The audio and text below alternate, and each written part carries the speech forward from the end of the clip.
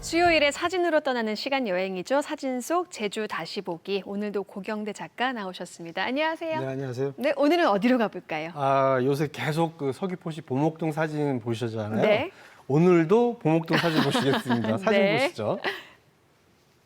예, 이 사진들에 똑같이 등장하는 것이 딱 눈에 띄죠? 먼저 보이는 게 섭섬이네요. 네. 그리고 보목동 바다겠죠? 그렇습니다. 섭섬입니다. 근데 찬찬히 보니까 이 보목동에서 섭섬을 보고 찍은 것은 맞는데 그 윤곽이나 바위돌 모습이 좀 다르더라고요. 네. 일단 보목동이라는 걸 알았으니까 이제 출동해야 되겠죠.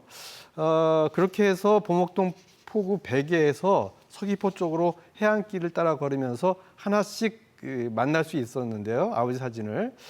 일단 보목동 지도 보시면서 이야기를 해보겠습니다. 지도 보시죠. 네, 역시 걸으면서 이제 찾으셨군요. 네. 보목동이면 이제 서귀포고 남쪽 바다잖아요. 근데 보통 지도에서 이제 위쪽이 북쪽이고 아래가 남쪽인데 이거는 지도를 뒤집어 놨어요. 네, 아버지 사진이 보목동 땅에서 바다를 바라보고 찍어서 남쪽을 이제 뒤집어서 지도를 맞춰봤습니다. 네.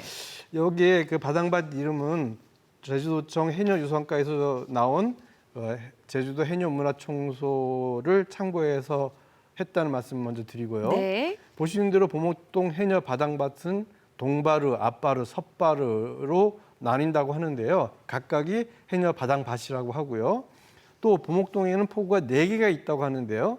지도에 빨간 글씨 보이시죠? 네. 왼쪽서부터 베개, 이곳은 지금의 보목항이고요. 큰 가물개, 구두밑개, 소래개입니다. 먼저 베개는 보목동 포구 중에서 큰 포구라 큰 배를 댈 수 있다고 해서 베개 이렇게 부른다고 하고요. 다른 포구는 태우나 작은 배를 대는 곳이었다고 합니다. 또 보시면 건너편에 보이는 섭섬을 옛날에는 설피섬이라고 불렀다고 하는데요. 이 섬이 나무들이 설기 우거졌다고 해서 설피섬이라고 했다고 합니다. 이곳에 또 바당 이름도 있는데요. 그것도 표시해봤습니다. 그것 보시죠. 네.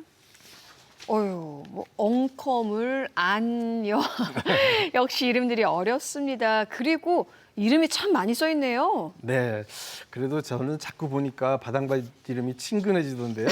네. 이 지도에 보시면 파란색 글자 보이시죠? 오각돌, 두릿줄 이렇게 써 있는데요. 동바르 바다 경계도 있고 섭바르에도 같은 이름이 있더라고요. 그 바위가 뭉쳐서 오각형으로 보여서 오각동이라 부른 것 아닐까 하는 생각이 있었고요. 또 바위가 징검다리처럼 줄로 이어서 있어서 다리줄, 이제 제주말로 도리줄 이렇게 부른 것 아닐까 싶었는데요. 이것 말고도 연대기 코지, 동해기, 니알, 멜통, 소천지 이런 이름들이 보목동 앞바다에 있더라고요. 네. 이 이름의 뜻은 저도 잘 모르겠는데요. 이 바위들이 다 아버지 사진에 등장하는 바위들인데요. 그래서 표시해봤습니다. 이제 이 지도에 아버지 사진을 겹쳐봤는데요. 그것도 보시죠. 네, 바위 이름이 있다는 것도 참 신기하고요. 이렇게 직접 발품 팔아 고영일 선생님이 사진 찍으신 그 위치들을 지도에 이렇게 담은 거잖아요. 예. 좀 더 한눈에 알아볼 수 있겠어요. 네, 이렇게 지도에 사진을 표시하면서 현장을 가보니까 위치가 더 잘 보이고 또 바다 이름 알고 찾으니까 아버지 사진도 더 잘 보이더라고요. 예, 이제 본격적으로 보목동 바다 이야기를 해보겠습니다. 사진 보시죠. 네. 섭섬이 보이는 보목동 바다인데 그러면 저 앞에 있는 크고 작은 바위들도 다 이름이 있는 거예요? 맞습니다. 앞바다에 보이는 가로로 길쭉한 바위가 바로 아까 말씀드렸던 도리줄이고요. 예. 정말 다리 놓은 것처럼 길게 생겼죠. 네. 그 위 오른쪽으로 살짝 보이는 코지가 연대기 코지인데 그 코지 뒤로 겹쳐져서 문섬이 살짝 보이고요.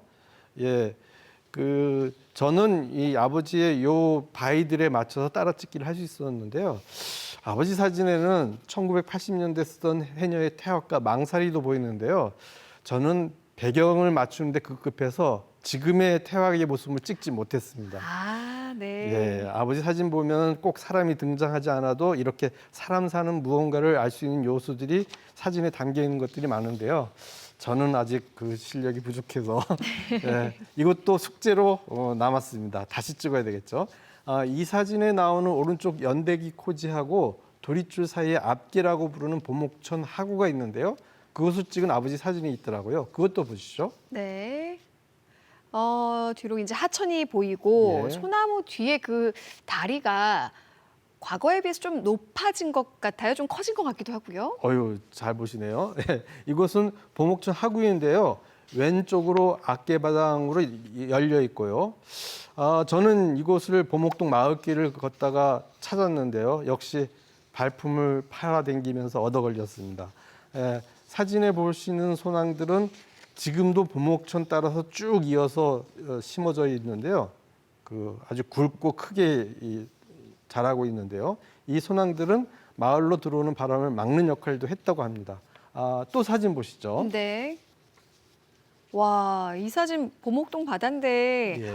뭐 컬러풀한 거 말고는요. 1980년대나 지금이나 별로 변한 게 없는 것 같아요. 네, 그렇죠. 보목동 포구 중 하나인 큰 가물개인데요.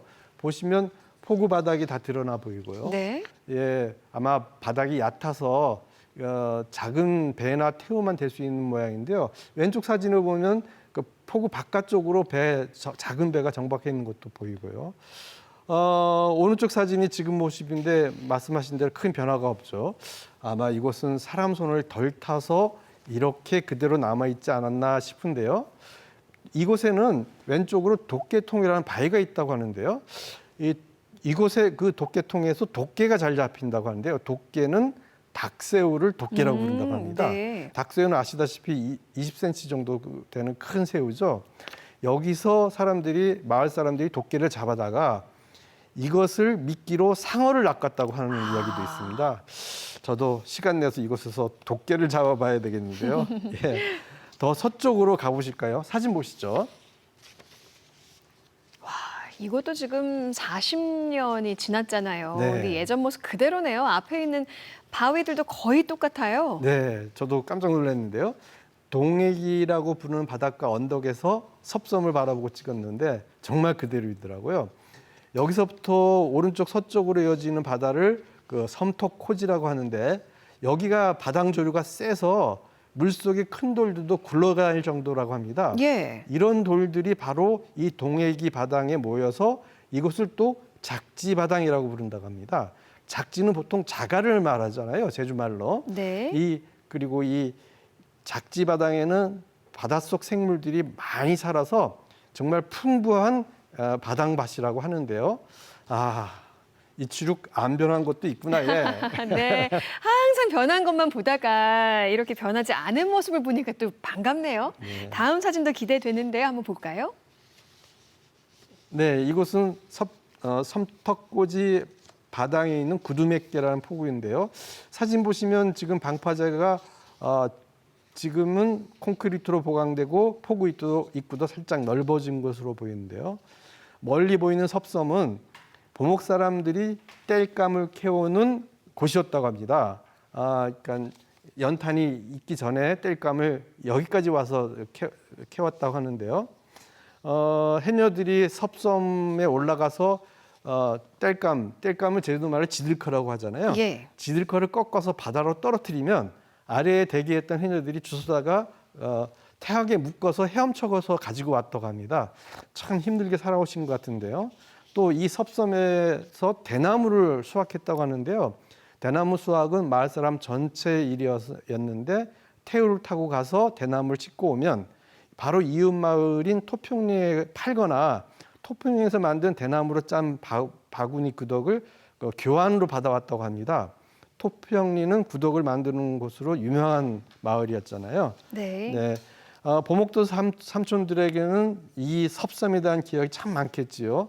언제 그 얘기도 들을 수 있으면 좋겠습니다. 네, 이렇게 보목동 사람들에게 섭섬 아마 사연이 많을 것 같습니다. 뭐 아까 아버지에 비해서 부족하다 하셨지만 사실 아버지의 그 사진의 흔적을 이렇게 성실하게 따라가서 요즘의 모습까지 함께 남겨주신 거 보니까 저는 더 대단하게 느껴지기도 하고요. 덕분에 많이 변하지 않은 우리 보목동 앞바다의 섭섬 모습까지 함께 볼 수 있었습니다. 오늘도 잘 봤습니다. 고맙습니다, 선생님. 네, 고맙습니다.